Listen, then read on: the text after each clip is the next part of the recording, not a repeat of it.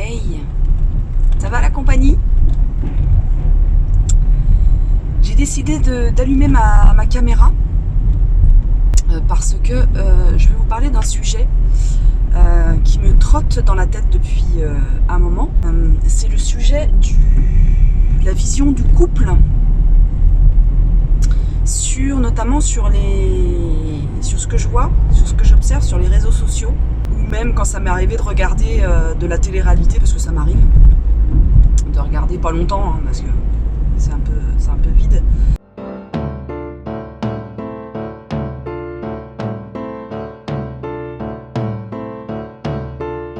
Et de voir comment le couple est vécu.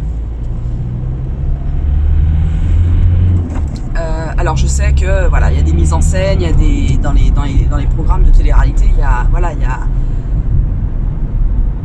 a un gros pourcentage de fake, mais il y a quand même des couples et des vrais couples qui vivent ensemble depuis des lustres. On les voit sur les réseaux sociaux, ils ont une famille, etc. Bon bref. Les couples sont montrés, sont vécus comme ça sur les réseaux sociaux et dans la télé-réalité. C'est-à-dire que la notion d'appartenance. C'est-à-dire que quand on est en couple, ces gens-là, sur les réseaux sociaux et dans la télé-réalité, estiment, et très certainement dans une partie de la société pour le coup, parce que ça représente quand même une partie de la société. Et ils sont regardés, ces gens-là, en plus, par une grosse partie. Enfin, ouais, je pense que tout le monde regarde les trucs de télé-réalité et réseaux sociaux. Ouais, l'autre personne du couple, les gens s'appartiennent mutuellement. Comme si on devait obéissance à l'autre. Comme si l'autre était un objet, une maison, un matériau quel qu'il soit, un objet de déco, un objet avec lequel, eh bien, on joue la notion de préemption dessus. Par exemple, pour illustrer mon propos, la jalousie est extraordinairement mise en avant et vécue dans les couples. C'est ce que j'observe, hein, c'est incroyable. Et pire, la jalousie envers les femmes, les concurrentes qui pourraient s'emparer de l'os qu'on est en train de roucher, de manger. L'os est le compagnon, hein. Oui, parce que c'est très genré aussi. Les couples sur les réseaux sociaux et dans la télé-réalité sont très genrés. C'est homme-femme, hein. C'est hétéro, hein, les couples de la télé-réalité. Attention, hein, non, polo polo, n'allons pas traumatiser nos petits écoliers quand même. Et du coup, c'est très hétéronormé, c'est ça que je voulais dire au lieu de genrer. Je sais pas si c'est le bon terme, bon bref. Et du coup, on va dans l'histoire de jalousie.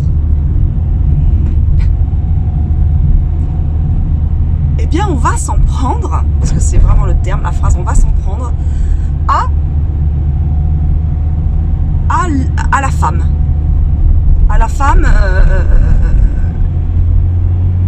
qui va être stigmatisée comme attention, c'est une rivale. Oui, alors les autres femmes qui gravitent autour du couple sont des cibles potentielles. C'est des cibles potentielles, attention, elles vont détruire le couple et elles vont tourner la tête. Elles vont tourner la tête aux messieurs. Parce que forcément, les messieurs sont des bites sur pattes. Et forcément, ils n'ont pas de cervelle. Et forcément, ils n'ont pas d'amour pour leur compagne. Hein. Pas du tout. Hein. Ils éprouvent rien hein, du tout. C'est des mollusques, hein, les gars. Ils sont vécus comme ça. Eh bien, c'est des purs mammifères. Des purs animaux sauvages. Et ils vont juste avoir une idée en tête, c'est d'aller se reproduire avec une autre. Ah oui, on est dans le monde sauvage. On est dans la jungle. On est dans la jungle. Vraiment. Et donc, dans la jungle, il y a d'autres femelles Vraiment, je fais un rapprochement parce que c'est flagrant comment c'est vécu et c'est montré en fait. Il va avoir d'autres femelles qui ont besoin de partenaires. Bah oui, bah bien sûr, attends, il faut perpétuer l'espèce un peu, hein, parce que c'est précieux ces espèces-là. Et du coup, elles vont roucouler autour du mâle. Elles vont faire les belles avec leur poitrine développée et ces idiots, parce qu'ils sont montrés comme ça, hein, c'est pas moi c'est ces idiots qui ont une caquette à la place du cerveau, qui ont juste une caquette, hein. Le cerveau on l'a viré depuis longtemps. Eh bien ils vont céder aux avances perpétuelles et très brutales et très insistantes de cette femelle en rut qui n'a qu'une idée, c'est de détruire le couple. Bah, et puis on peut pas taper sur le pauvre mec. Bah non, il n'a pas de cerveau. Il n'a pas d'amour pour sa compagne. Il ressent rien du tout. Il est juste une enveloppe. Par contre, l'autre femelle là qui gravite autour des couples, attention, elle a un cerveau énorme. Elle est vénale en plus. Et puis elle est là pour faire du mal. Bah oui, attendez. C'est une femme. Elle est mesquine. Elle va faire des plans. Elle veut ce que j'ai. Elle veut ce que j'ai. Elle veut ce qui m'appartient. Le compagnon, le mari, le mâle, qui est mis sur un piédestal, hein. C'est vraiment le Graal, hein. C'est l'épée d'Arthur dans le rocher, ah oui non c'est le vase de Soissons, je crois que c'est ça, c'est le trône de fer, le mâle est attention, hein, est précieux. Ça n'a pas évolué, hein. Ça régresse. Ça régresse. On est dans ces schémas-là. On est face à des gens qui ont entre on va dire 25 et 35 ans, qui se vivent comme des collégiens, qui vivent leurs histoires comme moi j'ai pu en vivre au collège et au lycée. Mais plus au collège, hein, c'est plus au collège, hein, on vivait ce genre d'histoire d'amour. Ces couples-là sont en perpétuel stress et en perpétuel. Les femmes de ces couples sont aux aguets. Sont aux aguets comme ça. Je parlerai des hommes après, hein, vous inquiétez pas. Hein, là. Vous inquiétez pas. Donc les compagnes, les femmes qui sont en couple sont comme ça, là, les dents, comme ça, devant leur tanière, avec leur mec qui est en train de faire le feu. Bah oui, hein, c'est le mec qui fait le barbecue, hein, forcément. C'est dans la ligne, c'est dans le schéma, hein, c'est comme ça. Et que c'est comme ça, là, puis elles surveillent. Attention, elles surveillent, elles sont là. Il y a danger. Il est incapable de réfréner ses ardeurs, le mec. Attention, je suis là pour veiller. Et du coup, je joue le rôle de la femme, je joue le rôle de la mère aussi. Hein. Bah oui, il faut le surveiller, hein, parce qu'il n'a pas une mère, le pauvre. Pour l'éduquer, il n'a pas une mère et de père. Ah bah non. Donc je joue tous ces rôles-là et j'attends et je suis là et attention, j'attends le danger. Et attention à celle qui s'approche. Alors, venons-en au mâle, à l'homme, au fruit de la tentation, à cette espèce de trophée, de coupe de mec qui a toutes les attentions autour de lui, comme tel le coq dans une basse-cour, comme le bouc dans un troupeau de chèvres, comme le bélier dans un troupeau de moutons. Il a toutes les attentions. Ah ouais, c'est le... Et dans les programmes, voilà, de ces téléréalités là, de ces machins, des réseaux sociaux, eh bien, bah, le mec a tout pouvoir.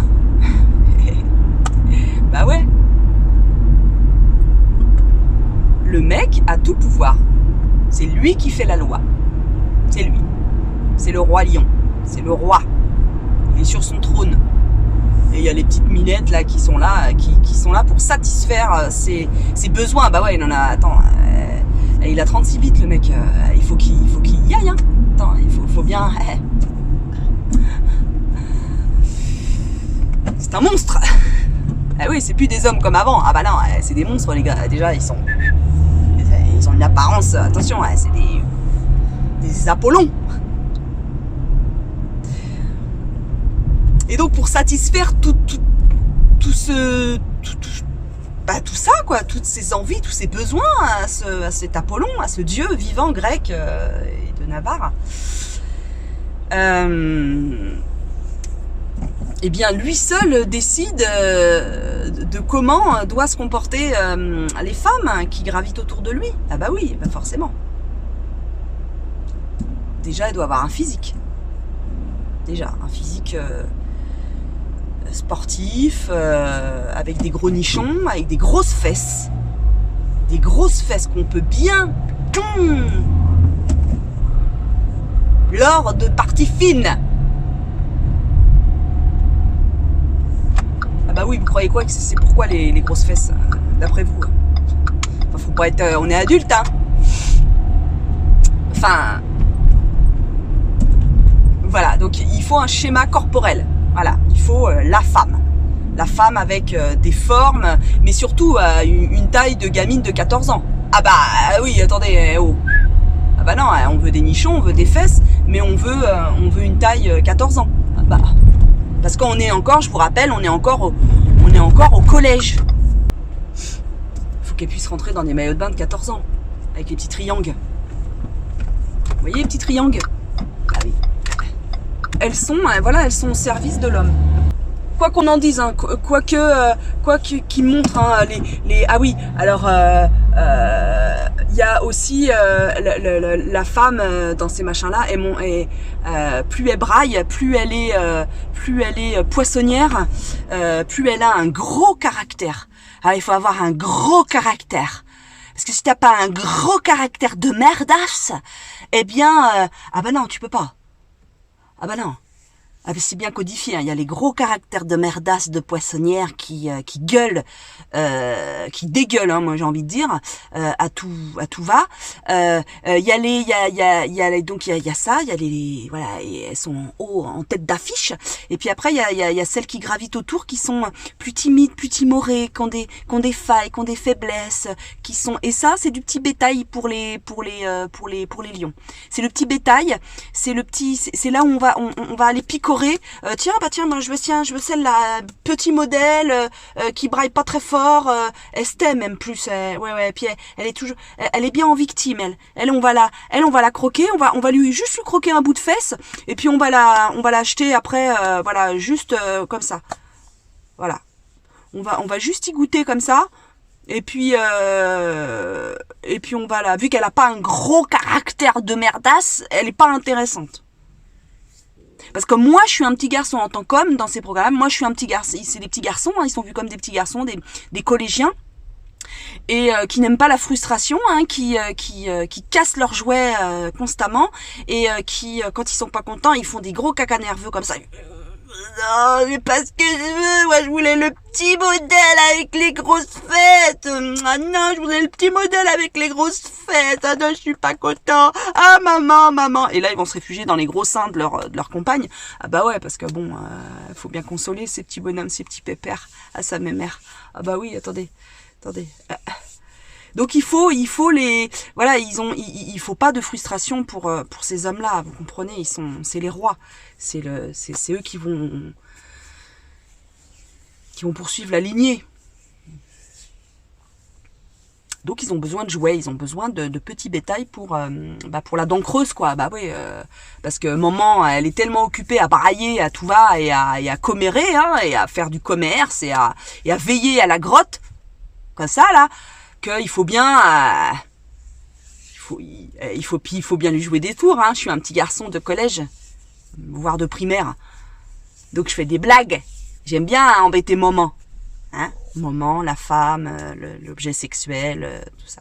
Donc voilà le schéma que moi j'ai observé durant ces téléréalités là, ces programmes voilà, sur les réseaux sociaux où voilà, la jalousie est mise comme ça, enfin en pilier hein, du couple, en ciment du couple. Ah bah dis donc, le ciment, il va vite se fissurer hein, si c'est la jalousie qui est le ciment du couple. Alors moi j'ai une autre conception du couple. Hein. Parce que le couple pour moi ne tient pas justement à la jalousie, ne tient pas à surveiller ce qui gravite autour de mon mari. Le couple, pour moi, tient à des valeurs d'attachement, à des valeurs d'amour, à des valeurs de tendresse, à des valeurs d'humour, de partage d'humour, de partage d'expériences de nos vies individuelles. Le couple, pour moi, c'est ça. C'est deux individus qui apprécient, qui aiment l'autre, qui adorent l'autre, qui sont passionnés par l'autre parce que il répond à ce dont ils ont besoin dans leur histoire d'amour, quoi, dans leur parcours de vie, dans leur et je trouve ça c'est riche un couple.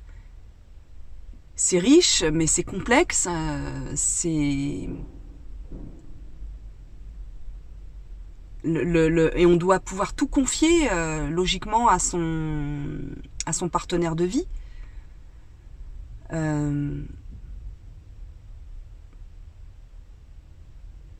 Il devrait être, selon moi, la personne la plus proche de ce qu'on vit intérieurement, de nos questionnements intimes, de nos... Alors attention, je dis pas qu'il faut tout dire, absolument tout dire de ce qui nous traverse. Loin de là. Mais de comment on se sent individuellement dans sa vie intéresse forcément l'autre, parce que ça va jouer, ça va faire des ricochets dans la vie de couple. Forcément. Donc si l'autre n'est pas la première personne à qui on va dire, à qui on va se confier, à qui peut nous consoler par exemple, qui peut être le partenaire de parole, d'échange, etc. Je trouve qu'il y a pour ma part, il y a un manque si on n'a pas ça, si on ne peut pas se confier, si on ne peut pas partager avec l'autre ces questionnements intimes. Et comment on fonctionne réellement. Si on ne peut pas se mettre à nu face à son partenaire, à sa partenaire de vie, pour moi, la notion de couple, il y a une fissure, déjà, pour moi. Et puis, l'amour en lui-même que l'on porte à l'autre doit, en ce qui me concerne, c'est le cas, c'est ça, c'est l'attachement qu'on a pour l'autre qui va faire barrière, entre guillemets, la question ne va même pas se poser à dire attention, il y a des femmes qui gravitent autour, attention, oulala, faut être jaloux. Mais non. Enfin, la notion de fidélité, si on emploie ce mot-là, la notion de fidélité à l'autre va venir avec l'amour. L'amour que l'on porte à l'autre, que l'on porte à son couple, que l'on porte à son histoire de vie avec l'autre, que l'on porte aux qualités de la personne, aux défauts même de la personne qui partage notre vie. Inconsciemment, ça fait barrière, ça fait rideau. Moi, je ne vois pas, je ne vois pas les autres hommes. Je les regarde, attention, je les regarde. Je dis même parfois à mon mari, oh, celui-là il est beau quand même, il est beau, il a un beau physique, quoi. Il est agréable à regarder. T'as vu celle-ci, oh là là, voilà. Il y a aucun problème avec ça. Il y a aucun problème, il y a aucune notion de jalousie. Moi, voilà comment je vois le couple, et pas en espèce de... Moi, je ne me vis pas en espèce de cerbère, là, en espèce de de chien à 3 têtes qui va être à l'entrée de la grotte du foyer, du couple, en grognant sur tout ce qui s'approche. C'est pas vivable dans un couple ce genre de relation, ce genre de place. C'est pas tenable. Sur le long terme, c'est pas tenable. Parce que ça amène des conflits extrêmes, et ça fragilise la femme du couple. Ça la fragilise énormément, pour le coup. Et l'homme aussi, hein, quand je dis femme, c'est parce que dans ces couples-là, c'est homme-femme. Non, voilà. Donc, le couple est extrêmement fragile, et extrêmement poreux. Les sentiments, du coup, sont extrêmement poreux, du coup. Si on a peur que l'autre aille voir ailleurs au moindre coup d'œil via une femme, enfin sur une autre femme ou sur un autre homme. Et là où ça m'inquiète, en fait, c'est que... ça m'inquiète. Là où je me pose des questions, parce que ma fille de 16 ans, depuis 16 ans, regarde beaucoup les réseaux sociaux et beaucoup TikTok et elle regarde très certainement de la télé-réalité. Et elle suit quelques personnages de télé-réalité. Eh bien, ces collégiens qui suivent ces gens-là vont avoir ces notions-là, vont copier. Vont estimer que c'est comme ça que fonctionne le couple. Que la femme doit avoir tel schéma, que l'homme a tel schéma, que l'homme et la femme ont telle place dans le couple, qu'il faut absolument être jaloux et il faut absolument que l'autre t'appartienne. Moi, mon mari ne m'appartient pas. Jamais. Il est une entité à lui tout seul, il n'a pas besoin de moi pour vivre, il n'a pas besoin de moi pour faire sa life. Moi, je suis sa cerise sur le gâteau. Il adore les cerises en plus. Les petits pignoufs, des pignoufettes des collèges, et même en primaire, les petites gaminettes, les petits gamins regardent de la télé-réalité, regardent les réseaux sociaux. Alors s'ils n'ont pas un adulte qui gravite autour d'eux pour leur dire non mais ça c'est fake en fait, le couple c'est pas ça. S'ils n'ont pas une stabilité de famille, s'ils ne voient pas leurs parents fonctionner autrement que comme ça, et si on ne leur explique pas, j'espère que ils pourront d'eux-mêmes se dire mais non en fait c'est pas la vraie life. C'est pas comme ça que le couple doit être. Bon après, chacun est libre, mais concernant les enfants, moi ça me perturbe quand même beaucoup. Moi quand on est une, je lui explique, on a beaucoup de discussions là-dessus, et je lui dis, mais c'est fake tout ça, c'est fake. Et puis le couple, on doit pas, enfin, c'est pas possible de vivre dans la jalousie, c'est pas possible de vivre dans cette espèce de peur que l'autre aille voir ailleurs. Si l'autre t'aime, si les sentiments sont là, si les sentiments sont forts, s'il y a un échange de sentiments forts, de passion, de tendresse, d'envie de rendre l'autre heureux et heureuse,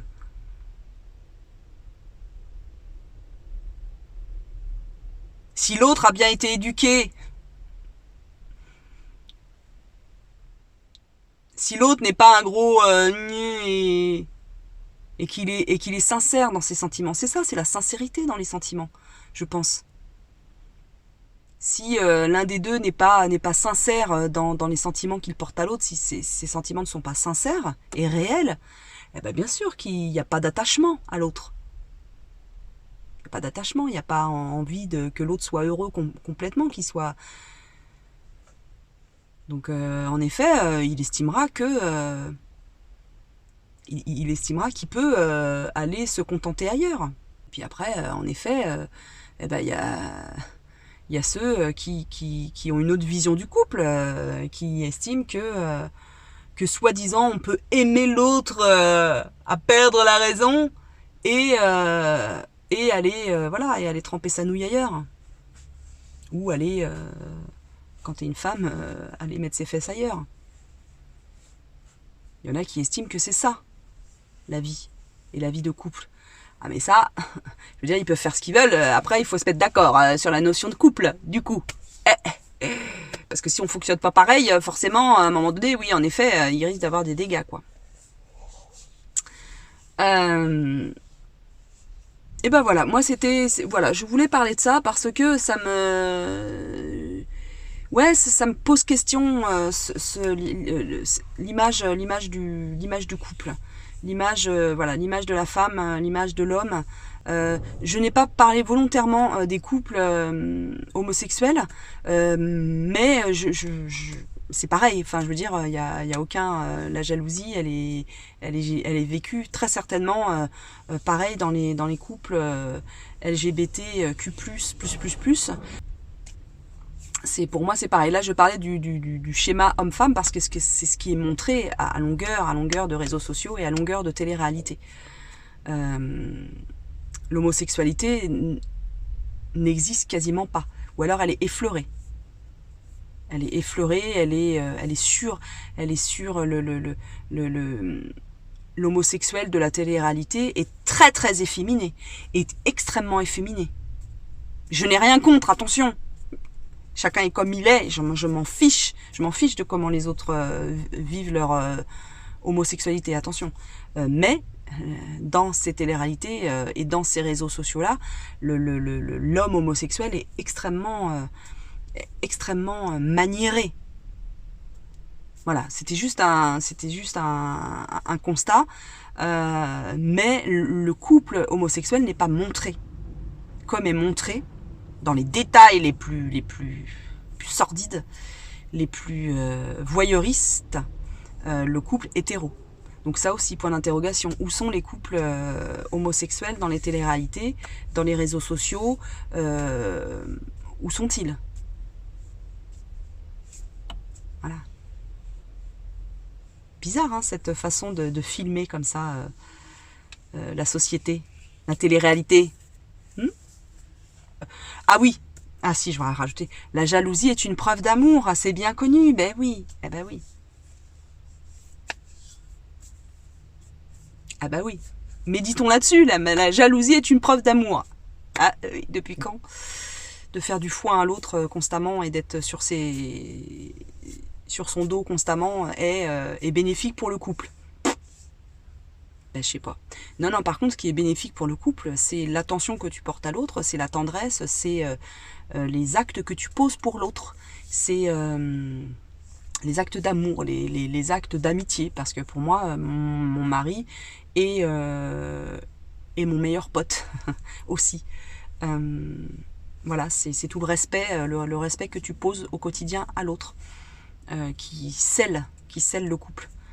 La jalousie, à part faire des crises et brailler comme une poissonnière et comme un poissonnier, comme un crémier, je vois pas ce que ça provoque. Hein. Et puis jalousie égale passion, pareil. Hein. Ça amène des dérives extrêmement dangereuses, je trouve, de dire ouais, le couple de toute façon il doit être vécu dans la passion, le couple il doit être vécu dans les engueulades très bruyantes, très on se balance des noms d'oiseaux, on se balance des objets à la tronche. Ah oui, et puis après on balance le poing à la tronche de l'autre. On va jusqu'où dans la passion? Voilà. Donc 3 petits points. Moi je ne suis pas de celle-ci.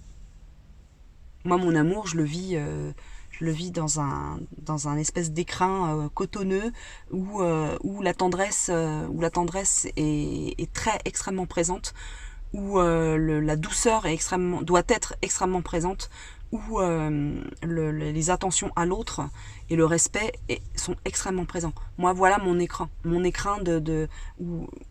où est mon couple, où se situe mon couple. Voilà. La jalousie, les cris, la passion, non. Pour moi, non. Mais c'est peut-être question de, d'âge aussi. Hein. Peut-être que je suis arrivée à un âge où on vit l'amour comme ça. Peut-être que des gens plus jeunes qui regardent ces vidéos, qui sont en couple, me diront le contraire, qu'eux ont besoin de... Moi, je trouve que que ça, non, on n'a pas besoin pour dire l'amour qu'on porte à l'autre et pour le vivre. Voilà, voilà. C'était les derniers mots. Je vous embrasse. Je vous dis à une prochaine vidéo avec un prochain sujet. On verra quel est ce sujet. Je pense, si j'ai une idée. Les enfants, la place des enfants dans les réseaux sociaux. Il y a beaucoup, beaucoup à dire aussi. Voilà. Allez, je vous embrasse.